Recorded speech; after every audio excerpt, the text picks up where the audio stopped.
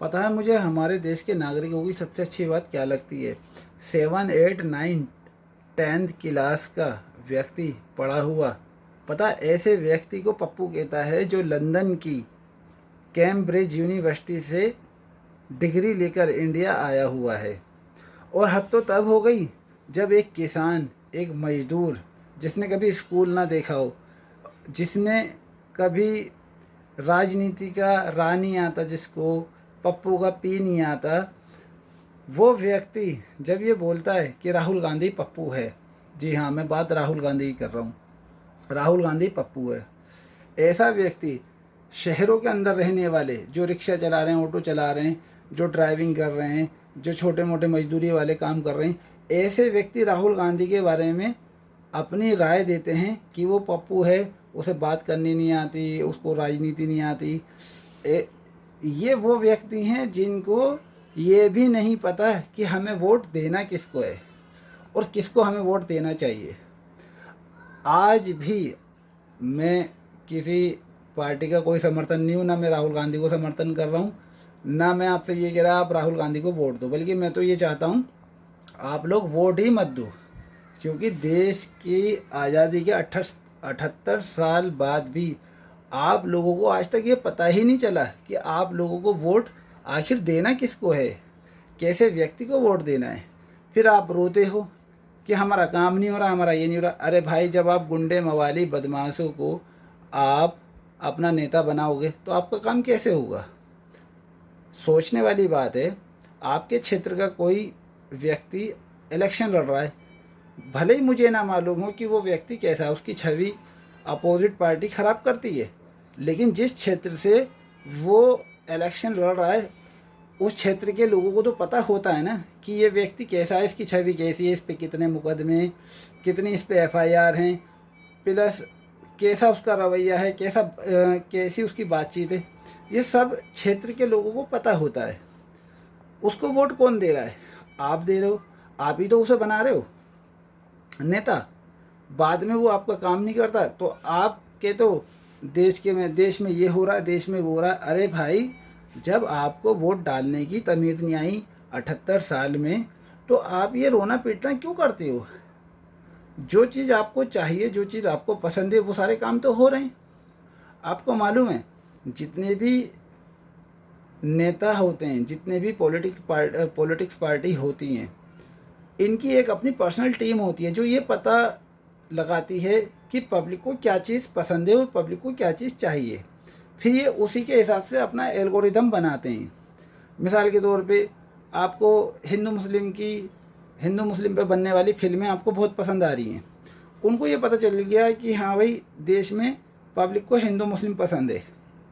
उनको ये पता चल गया, कोई फिल्म आई उसमें डायलॉग बाजी अच्छी है, आपको डायलॉग बाजी चाहिए, आपको बोलने वाला बंदा चाहिए, उसके काम से मतलब नहीं है। उनको ये पता चल जाता है कि हाँ, हमारे यहाँ पर फिल्म की स्टोरी चाहे कैसी भी हो, उसके डायलॉग अच्छे होने चाहिए, फिल्म हिट हो जाएगी। इसी तरीके से एक कम पढ़ा लिखा व्यक्ति भी, चाहे उसके अंदर कोई और हुनर ना हो, उसकी अगर उसके अंदर डायलॉग अच्छे हैं, उसे आप अपना नेता बना लेते हो। आप ये नहीं देखते वो बोल क्या रहा है, उसका मतलब क्या है, बस उसके डायलॉग आपके दिल को छू जानी चाहिए, मतलब कि आपको वो भावुक कर दे, वो आपका नेता है। चाहे अब वो गुंडा हो, मवाली हो, अनपढ़ हो, कि कुछ भी हो, वो आपको सिर्फ डायलॉग बाजी पसंद है। और ये बातें उनको पता होती है, उनकी टीम सब कुछ सर्वे कर लेती हैं। ऐसा नहीं है कि वो आके अपनी नई स्पीच देते हैं, उन्हें सब मालूम होता है कि किस जगह पर क्या चीज़ उन्हें बोलनी है और क्या बात कैसे रखनी है, क्योंकि उनकी पूरी टीम काम करती है। लेकिन सवाल उनका नहीं है, सवाल आपका है। आपने आज़ादी के 78 साल बाद भी आज तक आपको ये नहीं पता चला कि आपको वोट देना किसको है।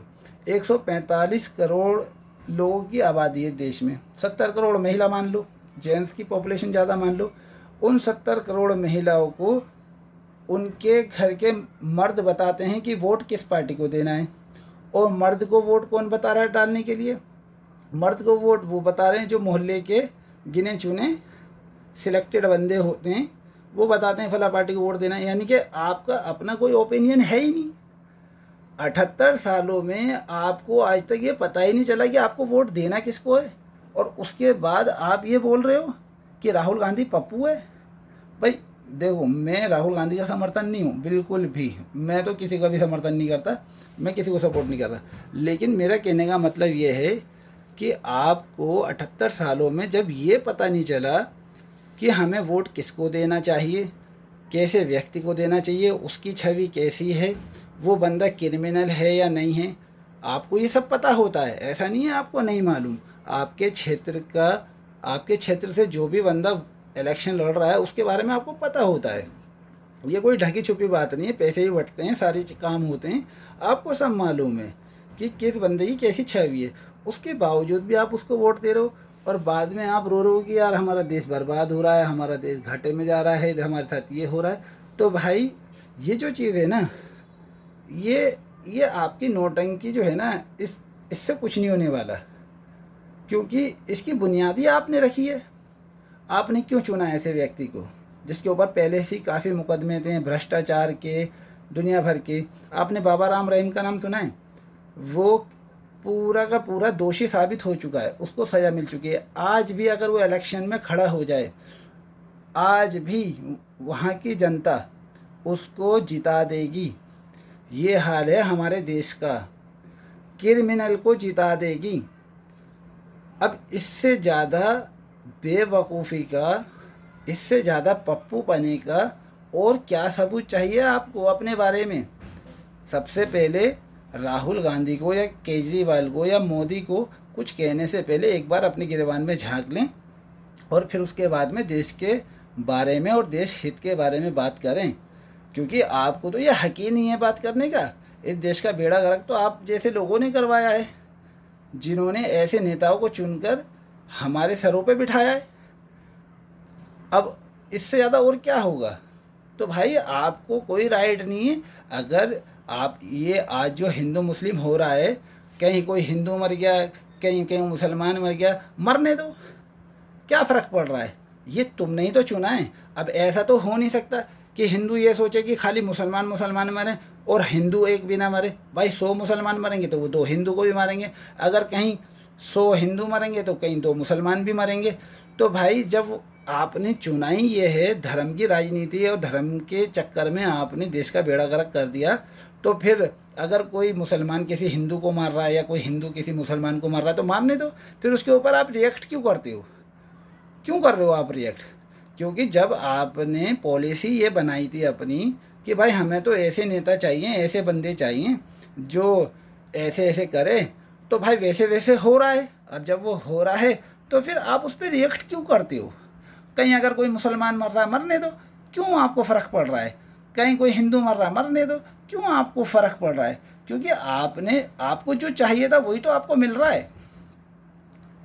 तो कहने का मतलब मेरा ये है कि अपनी आंखें खोलो, चाहे हिंदू हो या मुसलमान, ये धर्म की राजनीति से बाहर निकल जाओ, इसमें तुम्हारा फ़ायदा है, कुछ नहीं होने वाला। न यहाँ से सारे मुसलमान कभी ख़त्म होने वाले, न हिंदू ख़त्म होने वाले, ये सारे मुसलमान भी हिंदू ही थे, और ये सब चलता रहता है। तो भाई इन चीज़ों से बाहर निकल जाओ। अगर अपने देश से प्यार है, देश की भलाई चाहते हो तो बाहर निकल जाओ, वरना ये नेता लोग आपका खून पी जाएंगे, आपके बच्चों का भविष्य ख़राब कर देंगे। ये बात किसी के समर्थन की नहीं है, ये बात किसी के खिलाफ नहीं है। बीजेपी चाहे वो भी मुसलमानों के लिए हीरो बन सकती है, क्यों नहीं बन सकती? क्या राहुल गांधी क्या मुसलमान है? कांग्रेस क्या मुसलमान थी? कांग्रेस के अंदर बड़े बड़े विधायक, एमपी ये कैसे मुसलमान है? लेकिन फिर भी मुस्लिम उसको वोट देते हैं। बीजेपी को भी मुस्लिम वोट दे सकते हैं, लेकिन उसको वैसे काम करके दिखाने चाहिए कि हाँ भाई देखो, जैसे हम देश के भले के बारे में सोच रहे हैं, सबको लेकर चल रहे हैं, दोहरी राजनीति से आप बाहर आ जाओ। इस चीज़ को आप समझो। सरकारों को ये पता होता है कि पब्लिक को क्या चाहिए। जैसे कोई फिल्म आती ना, अभी आपने देखी होगी धुरंधर मूवी आई थी, एक्शन मूवी आ रही है आजकल, एक्शन मूवी आ रही है, पब्लिक को मार काट पसंद आ रही है। तो उनको मालूम है पब्लिक को फाइट वाले, मार काट वाली फिल्में ज़्यादा पसंद आ रही हैं, तो देश में भी फिर मार काट वाला ही माहौल चलता है। क्योंकि उनको आपकी जो थिंकिंग है ना, वो उसको कैप्चर कर लेते हैं, कि पब्लिक क्या चाहती है। आपने कभी नोटिस करा है हमारे देश में डॉक्यूमेंट्री मूवी बहुत कम बनती है? क्यों? क्योंकि इतिहास से हमें कोई लेना देना नहीं है, हमें राजनीति से कोई लेना देना नहीं है, हमें प्यार मोहब्बत नाटक और इन चीज़ों में हमें लगे रहना है। आप खुद ईमानदारी से बताना, आपकी घर की महिलाएं जो वोट देने जाती है वो अपनी मर्जी से वोट देती हैं? वो आपकी मर्जी से वोट देती है। आप अपने घर की महिलाओं को बताते हो आज भी, देश के 78 साल बाद भी, कि आपको वोट किसको देना है। अब इससे बड़ी और क्या कमी होगी हम लोगों के अंदर? ये मैं किसी एक समुदाय की बात नहीं कर रहा हूँ, ये हर समुदाय की बात है। कोई जाति के नाम पे वोट दे रहा है, कोई धर्म के नाम पे वोट दे रहा है, कोई पैसे के नाम पे वोट दे रहा है। यार तुमने बेड़ा गर्क कर दिया। तुम्हें पता है राजनीति का एबीसीडी नहीं, और ज्ञान तुम झाड़ रहे हो दुनिया भर का कि राहुल गांधी ऐसा है, वो ऐसा है, फला ऐसा है, वो ऐसा है। यार मत करो ऐसी बातें, तुम्हें कुछ नहीं पता।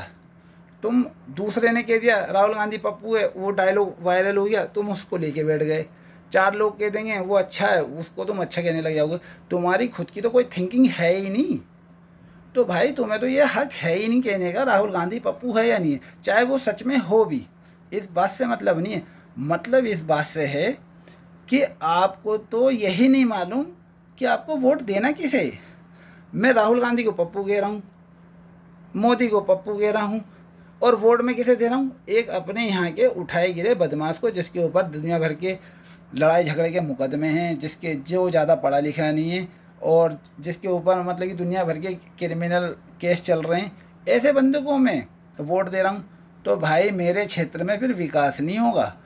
सीधी सी बात है, इस बात को समझ जाओ, आंखें खोल लो। ये हिंदू मुसलमान के लड़ाई झगड़ों से और इनकी बातों से बाहर आ जाओ। ऐसे बंदों को ना देखो और ना ऐसे बंदों को वायरल करो, क्योंकि ये जितने भी बंदे सोशल मीडिया पे हिंदू मुस्लिम कर रहे हैं ना, आपको अंदर की बात हूँ, ये सब पैसा कमा रहे हैं।